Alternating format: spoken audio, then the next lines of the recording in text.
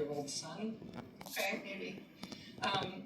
But with this Oval Office appearance ostensibly being his farewell after several months in Washington gutting the American government, everybody sort of had the same idea at the same time, right? The metaphors practically wrote themselves. You know, Musk has literal black eye and figurative black eye as he leaves. Well, may I suggest an even better metaphor for what Elon Musk did in these last few months in Washington?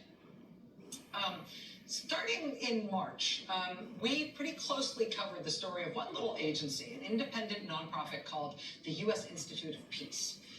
Elon Musk's operatives at DOGE literally forced their way into the Institute of Peace in an operation that reportedly involved the FBI, the D.C. Metropolitan Police, the D.C. U.S. Attorney's Office, and a private security firm.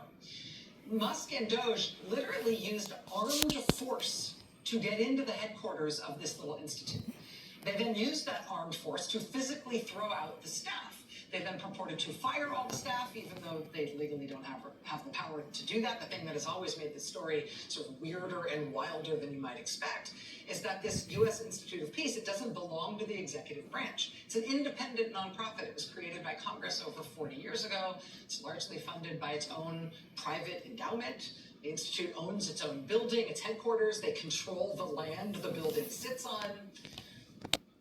And yet, Trump and his top campaign donor, Elon Musk, used force to not only take the building, but to also take the Institute's money, its endowment, which again, was not the government's to take.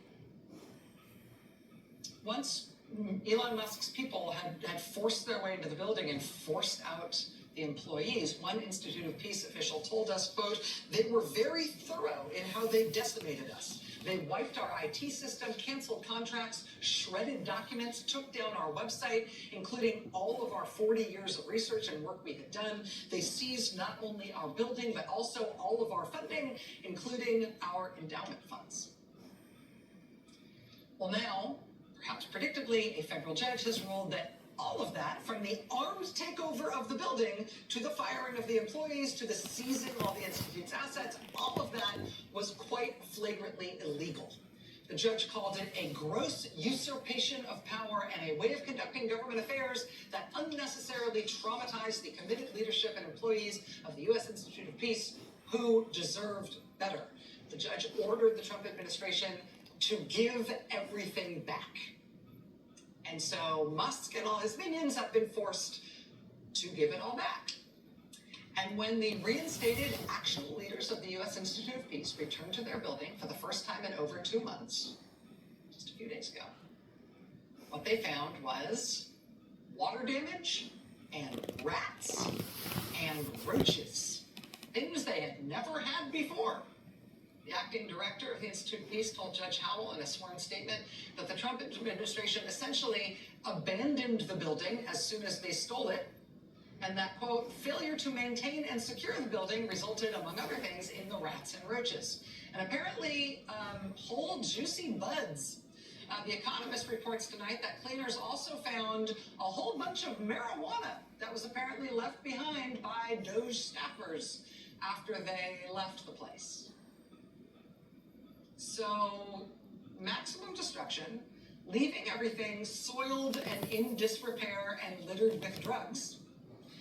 And now, because all of that was totally illegal, the folks at the U.S. Institute of Peace will have to, repair everything and stand everything back up in order to even start to get back to where they were before this whole thing started. It's just pure pointlessness and waste. And may I suggest that, yes, the black eye was cute, but may I suggest that this is perhaps more on the nose as the legacy of what the Trump administration has done through Trump's top campaign donor, Elon Musk. Stole 500 million. A building seized pointlessly, shut down pointlessly, left to be infested by vermin, also its rightful owners can eventually come back and have to put it all back together again for no reason at all. I think that's a better metaphor. Just gonna say. I'm pleased that we're going to be joined this evening by the outside general counsel for the U.S. Institute of Peace. The Institute finally had its staff reinstated, finally got back its building from Elon Musk and DOGE. only to find that after Musk and his team had essentially stolen the building, they just abandoned it for weeks, which means the returning staff had to contend, among other things, with the disrepair of how DOGE left things, including graffiti and breakage and, reportedly, rats and roaches. The Economist reporting tonight that among the things DOGE left behind was apparently a bunch of marijuana. Again, left behind when DOGE finally got out. George Foote is outside general counsel for the U.S. Institute of Peace. Mr. Foote, thank you very much for being here with us tonight. Congratulations on getting your building back. I'm sorry to hear about the state in which you are receiving it. Thank you very much. We're happy to be back, and it's coming back. Is the U.S. Institute of Peace able to stand itself back up, given the extent to which DOGE tried to destroy both the, not just the assets of the agency, but also its records? It's a struggle. The answer is yes. It depends on the resources that we get in the coming months and years.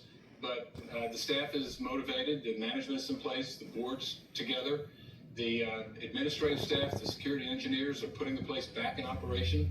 So it's coming back to life. We're going to make it. What about the Institute's employees? The Trump administration purported to fire them. It seemed illegal from the outset when they tried, but they insisted. A federal judge now says that was illegal. Does that mean that everybody gets to come back to work now, or is everybody reinstated? As a matter of law, yes. The judge ruled that the firing of the board was illegal, that the appointment of a new president was illegal, and that everything they did was illegal. So technically, nobody was ever fired. There's a real world problem of the money that we thought we had and that we expected to have for the rest of the year. And so there's some tough reconstruction issues that the management has to deal with. But yes, the court ruling was solid. It ruled illegal everything that was done to the Institute. And so everybody is about getting back to work. And there was a town hall meeting a week and a half ago, and 250 of the 300 or so staff members were on that and looking for ways to get back to work. They're motivated, they're driven, they're professionals, and they want to go back to work. Mr. Foote, when we first started covering this story, I really hoped that this kind of interview would be the end of our coverage, that things were back, and that you've been able to bounce back. I'm happy to hear what you've had to say tonight. Stay in touch with us. We'd love to stay in touch as this continues to proceed. Hope so. Thank you.